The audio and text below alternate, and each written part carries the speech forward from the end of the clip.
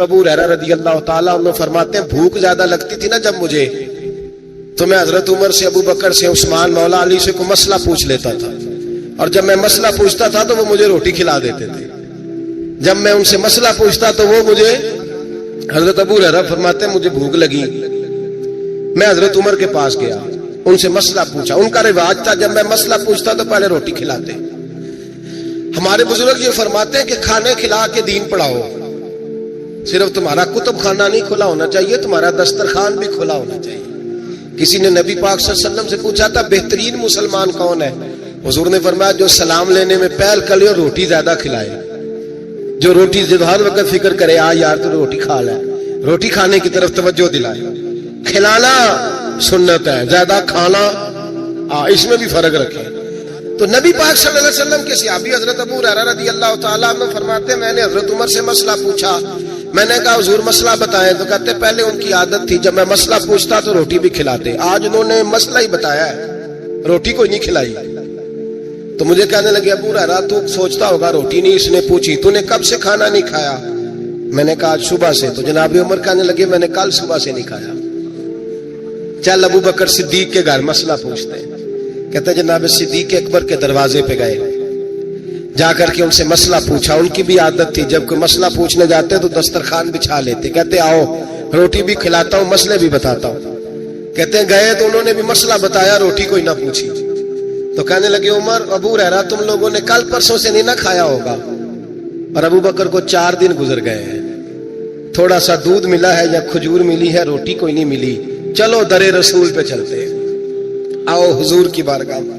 کہتے ہیں نبی پاک کی بارگاہ میں آئے، حضور نے چہرے دیکھے، کریم سے مسئلہ نہیں پوچھنا پڑا۔ میرے مصطفیٰ کریم نے فرمایا بھوک لگی ہوئی ہے تم تینوں کو؟ 3-4 دن ہو گئے؟ اللہ کے رسول نے فرمایا مجھے پورا ہفتہ ہو گیا ہے۔ سبب کچھ اور ہے جس کو تو خود سمجھتا ہے، زوال بندہ اے مومن کا بے زری سے نہیں، بھوک نقصان کا وجہ نہیں بنی، وجہ کوئی اور بنی ہے۔ رشوتیں جو بازار گرم ہوئے ہیں لوٹ مار کے، یہ روٹی کے لیے نہیں، یہ زیادہ کھانے کے لیے، یہ بینک بیلنس کے لیے گرم ہے۔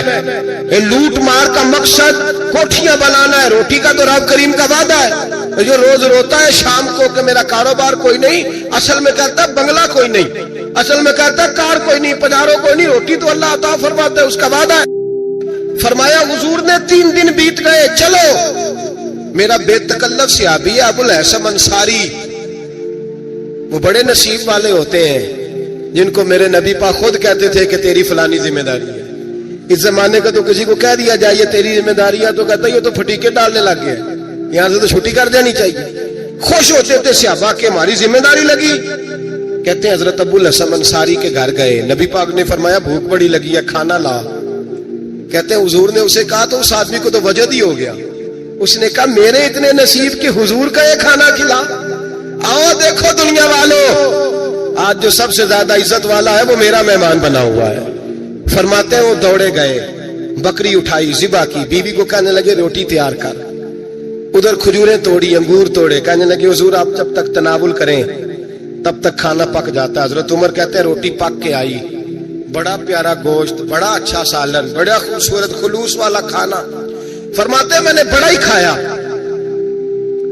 نبی پاک نے نہ ایک روٹی لی اور چھوٹی چپاتی، تھوڑا تھوڑا سالن کونوں سے، اور جب نبی پاک نے کھا لیا تو حضور کی آنکھوں میں آنسو آئے۔ حضرت عمر کہنے لگے حضور روئے کیوں؟ نبی پاک نے فرمایا سوچتا ہوں 7 دن کے فاقے کے بعد کھایا ہے، پر ڈرتا ہوں رب اس کا حساب پوچھے گا تو جواب کیسے دینا ہے، اس کا حساب بھی تو دینا ہے نا جو کھایا ہے۔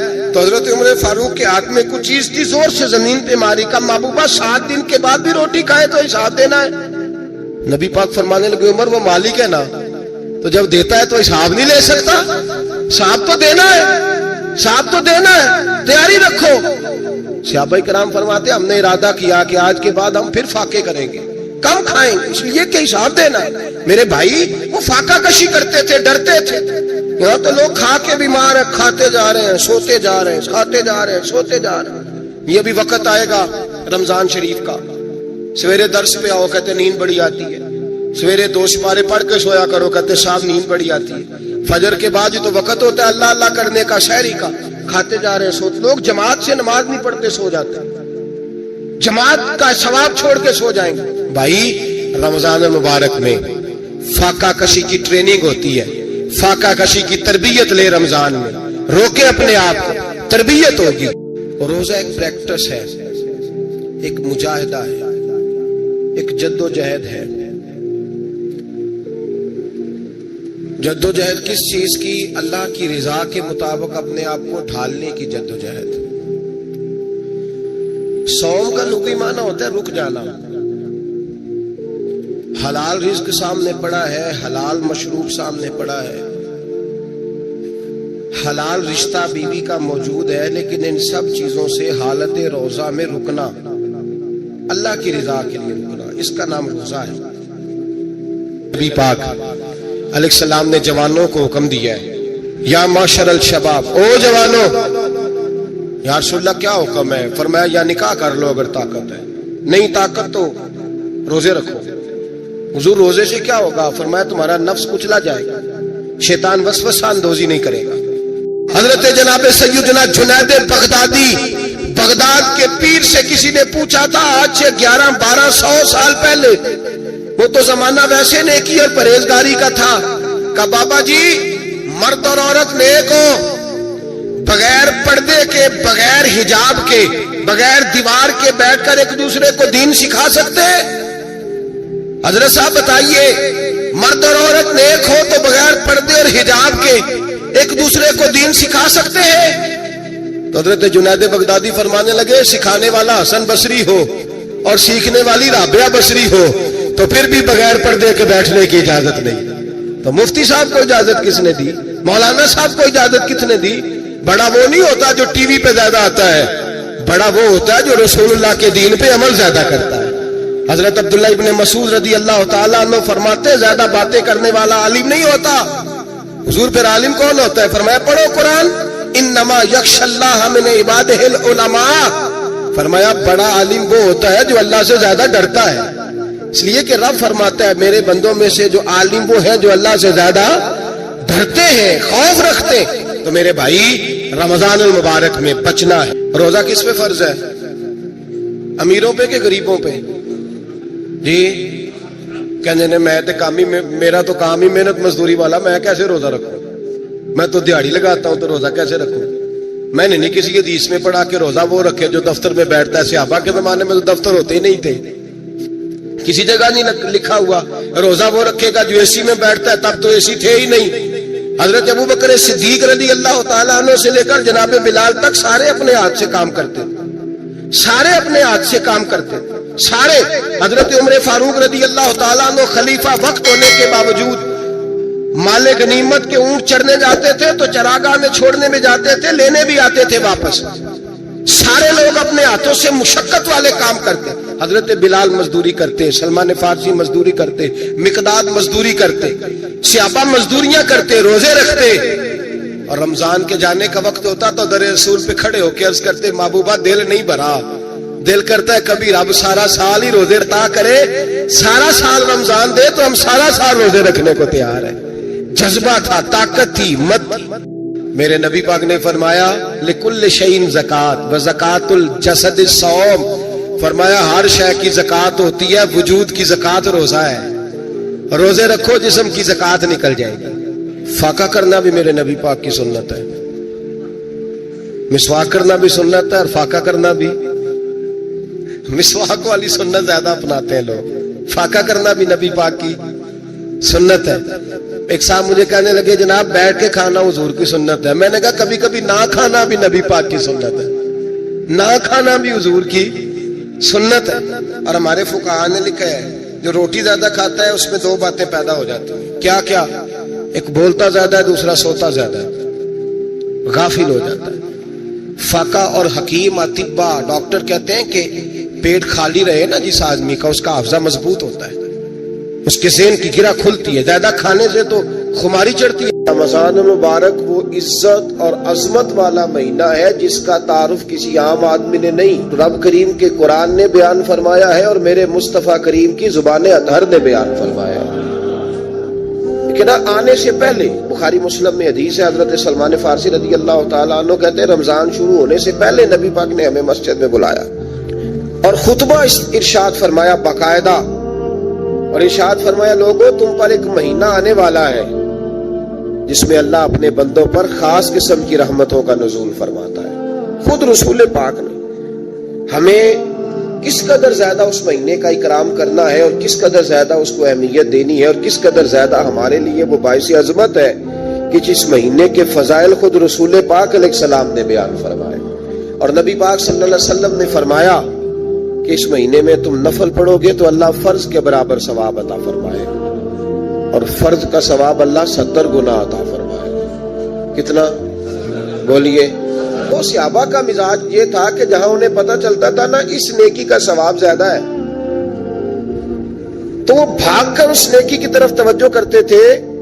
آپ صحابہ کی سیرت کی کتابیں دیکھیے، حضرت انس بن مالک رضی اللہ تعالیٰ عنہ فرماتے ہیں جب نبی پاک علیہ السلام نے رمضان کی شان بیان کی تو صحابہ کا یہ مزاج بن گیا کہ وہ اپنے سارے کام رمضان سے پہلے سمیٹ لیتے تھے، رمضان شریف سے پہلے سارے کام سمیٹ لیتے، لینے دینے کے معاملات صاف کر لیتے، خریداری ہو جاتی، گھر کے اندر کوئی کام کرانا ہوتا تو وہ رمضان سے قبل کرا لیتے، یکم رمضان کو وہ مسجدوں میں ڈیرے لگا لیا کرتے، وہ کہتے تھے نیکیاں جمع کرنے کے ایام ہے، نیکیاں۔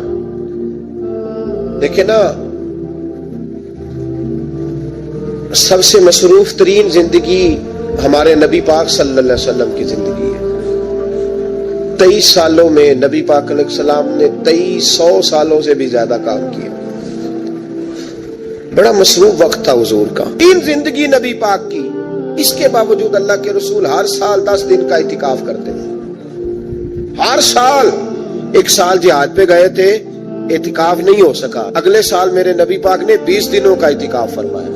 میرے نبی پاک صلی اللہ علیہ وسلم نے فرمایا 11 مہینے جنت سجائی جاتی ہے اور پھر رمضان میں اللہ اپنے بندوں کے لیے جنت کے دروازے کھول دیتا ہے۔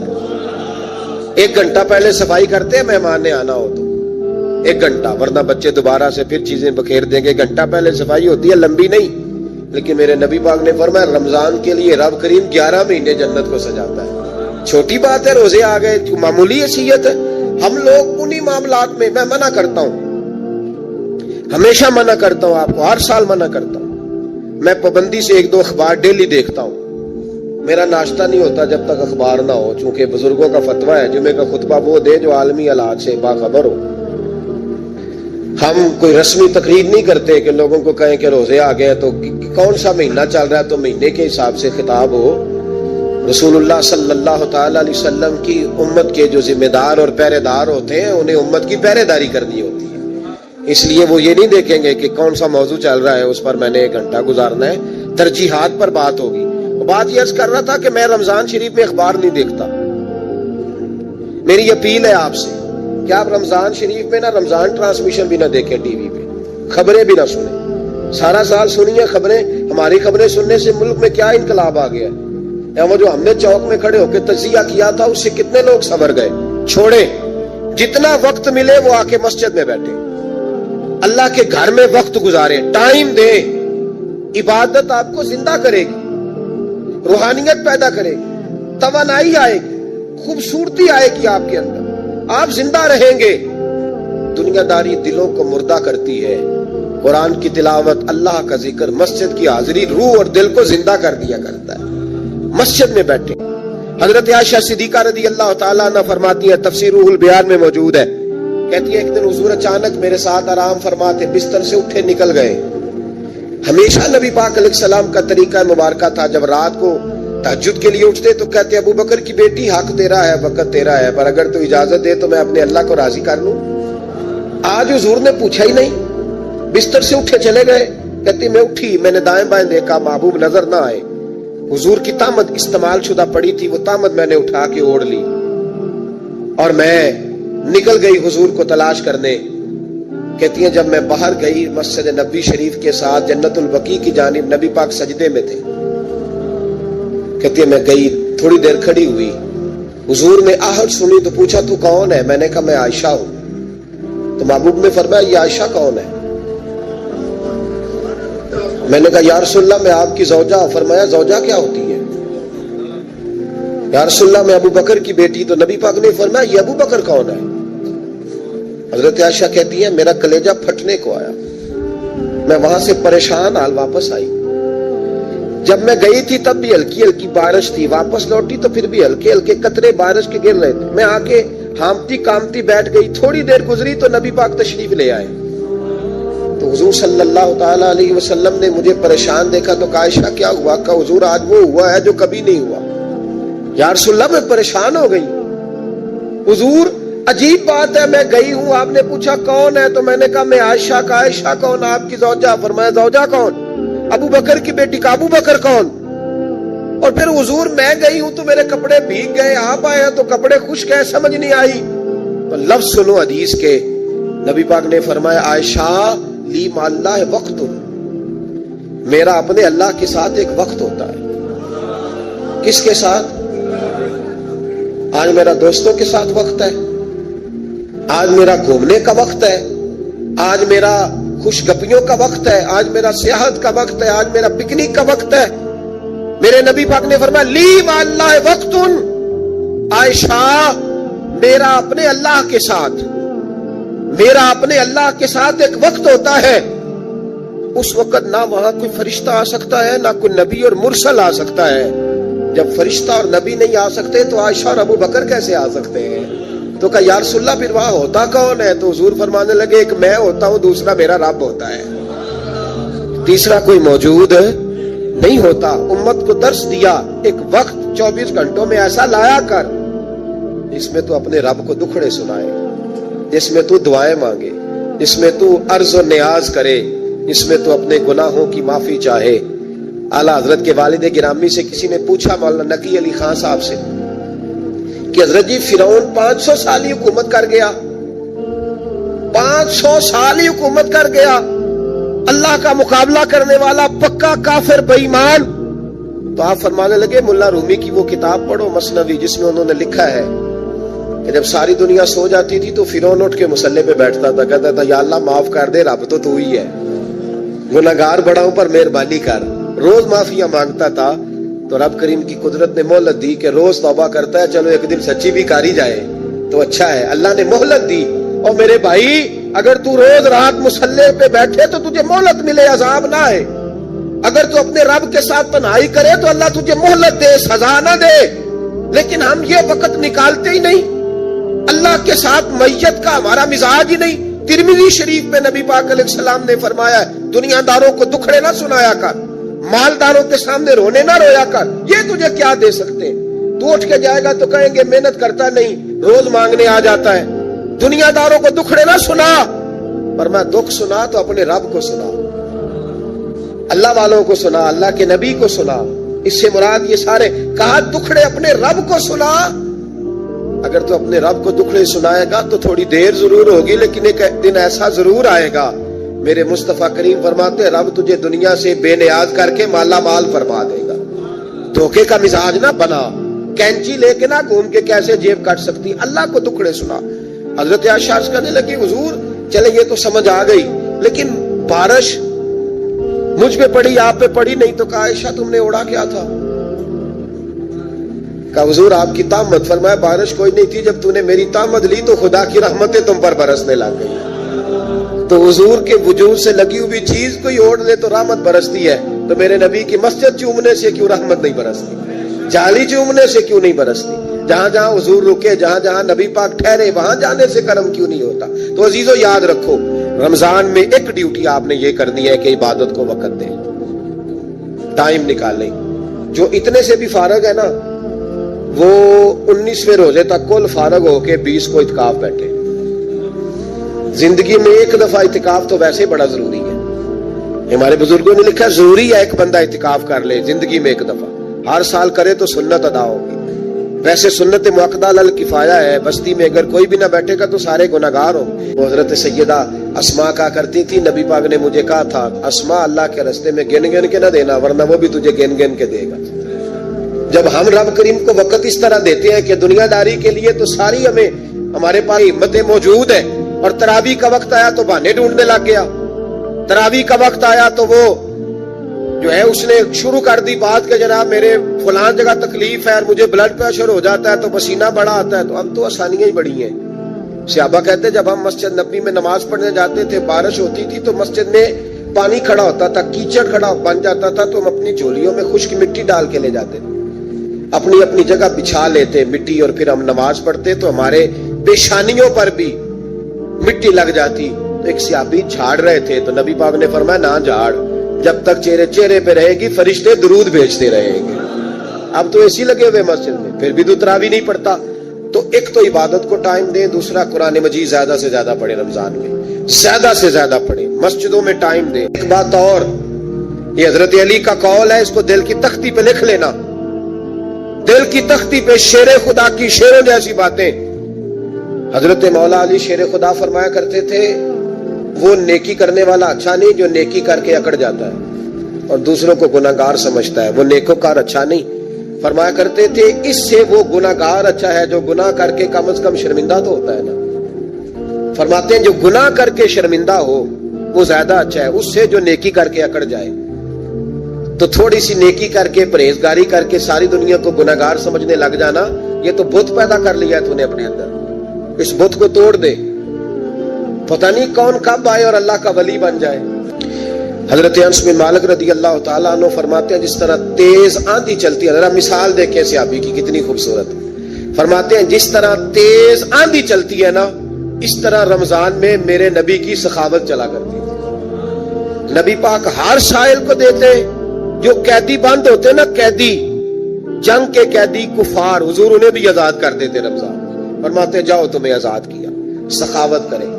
اور میرا مشورہ ہے اس دفعہ غریبوں سے غریب سخاوت کریں، نسخہ دے رہا ہوں امیر ہونے کا، تو سخی ہو جا، رب کریم تجھے امیر کر دے گا، سخی بن جا۔ مالا والے سخی نہیں ہوندے تے سخیاں کول مال نہیں ہوندا، ایتھے اوتھے دوواں جہان نہیں، سخی کنگال نہیں ہوندا، سخی بن جاؤ۔ میرے نبی پاک علیہ السلام نے فرمایا بندہ کبھی بھی جیب کا سخی نہیں ہوتا، سخی وہی ہوتا ہے جو دل کا ہوتا ہے۔ غریبوں کو میرا مشورہ ہے کہ 10 روپے دو لیکن رمضان میں روز دینا، ہر شام دینا، غریبوں کو ساتھ بٹھاؤ، روٹیاں کھلاؤ، افطاریاں کراؤ، غریبوں کے گھروں کے اندر سوٹ پہنچاؤ، مدارس کے طالب علموں کو کپڑے خرید کے دو، جو کچھ نہیں دے سکتا وہ ایک مسواک لا کے دے، ڈیوٹی کرو، اپنے دائیں بائیں غریبوں کا خیال رکھو۔ جن گھروں میں اکثر دیکھتے ہو کہ دال کا شاپر جاتا ہے، وہاں رمضان شریف میں صبح گوشت پہنچاؤ، مہربانی کرو، غریب۔ حضرت عبداللہ ابن عمر رضی اللہ تعالیٰ عنہ ہر روز مدینے کے مسکینوں کو ڈھونڈ کے لاتے تھے، فرماتے تھے کہ ان کو ایک تھیلا دینا میں عزت نہیں سمجھتا، ڈھونڈ کے لاتے غریبوں کو اور اپنے سامنے دسترخوان بچھاتے رمضان میں، اور پھر ان پہ کھانے چنتے اور فرماتے غریب کھائیں گے تو میرا اللہ راضی ہوگا، ساتھ بٹھا کے کھلاتے۔ ایک بڑی عجیب بات ہو گئی گھروں میں ہو جاتی ہے، جن گھروں میں زیادہ مہمان آتے ہیں وہاں یہ مسئلے بن جاتے ہیں۔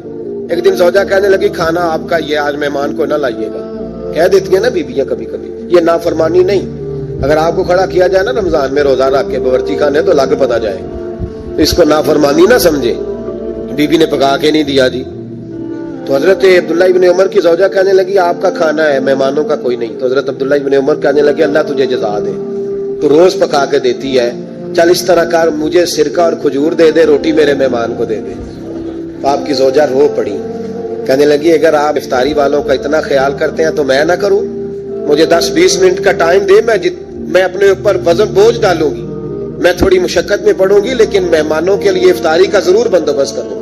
آج کل لوگ اپنی جہالت چھپانے کے لیے کہہ دیتے ہیں تقریریں کرنا تو خالی مولویوں کا کام ہے۔ حضرت غوث پاک کا انداز تبلیغ، آپ کا جو سب سے زیادہ جس چیز میں جو چیز آپ کی معروف ہوئی وہ آپ کی تقریر تھی۔ چھوٹی سی مسجد میں خطاب شروع کیا، پھر جامع مسجد میں گئے، پھر عیدگاہ میں ممبر رکھا، پھر شہر کے سب سے بڑے مجمع کے اندر ممبر لگ گیا، اور پھر حال یہ تھا کہ 70 ہزار لوگ انتظار کر رہے ہوتے تھے کہ محبوب سبحانی کب بات ارشاد فرمائے گا، اور نہایت دانائی کے ساتھ گفتگو فرماتے۔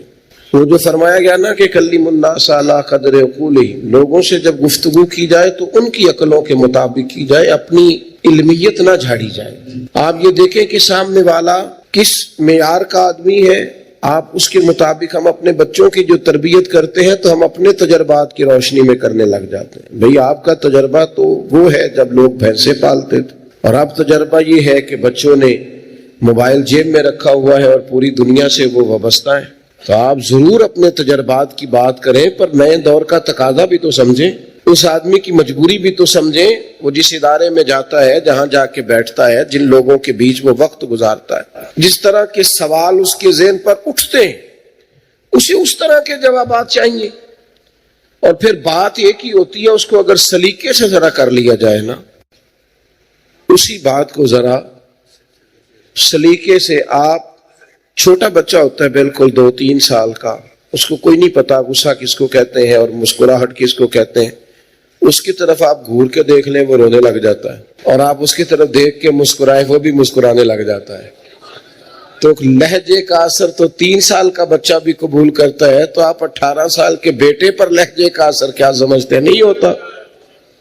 حکمت، دانائی، تدبر. عارف رومی رحمۃ اللہ علیہ فرماتے ہیں کہ ایک شخص نے، ایک بادشاہ نے خواب دیکھ لیا. اس نے خواب میں دیکھا کہ میرے سارے دانت ٹوٹ گئے. تو ایک معبر کو بلایا، تعبیر کرنے والے کو. اس نے کہا یار وہ میں نے خواب دیکھی ہے، میرے سارے دانت ٹوٹ گئے. تو اس نے تعبیر بتائی.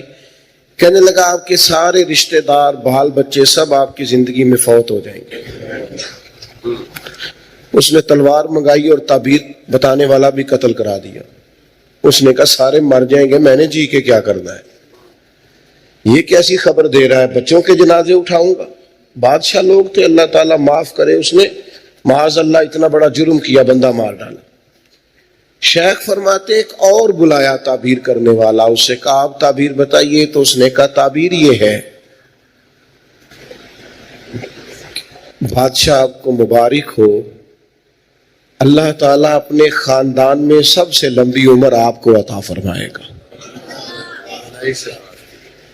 بادشاہ نے نا انعام منگوایا اور اس شخص کو انعام سے نوازا. تو بات مجھے بتائیے، یہ دوسرے والے نے بات کی ہے، بات اس نے وہی کی ہے نا جو پہلے والے نے کی تھی. لیکن پہلے والے نے کہا تیرے سارے خاندان والے تیری زندگی میں مر جائیں گے. اس نے کہا اللہ تجھے سب سے. تو بات اگرچہ بے سلیقہ ہو کلیم، بات اگرچہ بے سلیقہ ہو کلیم، پر بات کرنے کو سلیقہ چاہیے. آپ کچھ لوگ ایسے ہیں جو کہتے ہیں فلانا بندہ جی میرا خطیب ہے. تو میں آپ کو 20 شیوخ کی تاریخ بتا سکتا ہوں جو ایک واعظ کی تقریر سننے کے بعد شیخ الحدیث بن گئے. ان کی دین کی طرف رغبت اس مبلغ کی وجہ سے ہوئی، اس دائی کی وجہ سے ہوئی، اور بعد میں اللہ نے انہیں اعزاز عطا کیا. تو ہم کیا کرتے ہیں؟ ہم سلیقے کے ساتھ، ہم صوفیاء کا جو اصل مشن ہے وہ جذبات کی رو میں بہ جانا، جذباتی باتیں کرنا. وہ میری کچھ طبیعت اس طرح کی ہے نہیں کہ کوئی ایسی بات کروں، اور موقع بھی مجھے نہیں ملتا. اب زیادہ وقت کے ساتھ مصروفیت زیادہ بڑھ گئی. تو ایک جگہ ایک محفل پہ جانے کا اتفاق ہوا، تو وہاں ممبر پر اور اسٹیج پر بیٹھنے والے 2-4 لوگ گفتگو کر رہے تھے، اور پھر ان کا یہ بھی اصرار تھا کہ میں بھی ان کی باتوں میں شامل ہوں. حالانکہ کچھ لوگوں کو کچھ باتیں نہیں بھی آتی تو ان سے نہیں بھی سننی چاہیے. تو ایک صاحب کہنے لگے جی میں تے نہ کل گیا سا تے محفل لٹ کے لے آیا. میں انہوں آخیا محفل لٹی دی تے نہیں، محفل نو تے کچھ دے کے آئی دے. تو آپ کو یہ کس نے شوق پیدا کیا کہ آپ لوٹ کے لے آئے؟ آپ کہیں کہ میں گیا وہاں، میں نے حضور کا ذکر کیا، اللہ نے توفیق دی اور چند آنکھوں میں آنسو بھی آئے. کچھ لوگوں کی توجہ ہوئی مدینہ شریف کی جانب، کچھ کو اپنا سفر حرمین یاد آیا. آپ کیا لوٹ کے لے آئے ہیں؟ مثلا کیا تھوڑی داد امداد مل گئی تو لوٹ کے لے آئے آپ؟ تو میرے بھائی، دانائی، تدبر، تمام اہل تصوف کا یہ نقطہ ہمیشہ یاد رکھیے گا کہ انہوں نے کام وہی کیا ہے جو نبی پاک علیہ السلام کے تمام غلاموں کو کرنا چاہیے، بس ذرا حکمت سے کیا ہے، تھوڑا دانائی کے ساتھ کیا ہے، تھوڑا فہم و فراست کے ساتھ کیا ہے. آپ دیکھیے نبی کریم صلی اللہ تعالی علیہ وسلم نے نا فتح مکہ کے موقع پر جو پالیسی بنائی تھی نا، حضرت سعد ابن عبادہ رضی اللہ تعالیٰ عنہ علم بردار تھے، جھنڈا ان کے ہاتھ میں تھا، تو انہوں نے ایک بیان ایسا دیا جو اس پالیسی کے مطابق نہیں تھا۔ بندہ بڑا خاص ہے، آدمی بڑا معتبر ہے، خدمات بڑی عمدہ ہیں، لیکن ماحول اس طرح کا بن گیا ہے کہ حضرت سعد ابن عبادہ سے جھنڈا واپس لیا جائے۔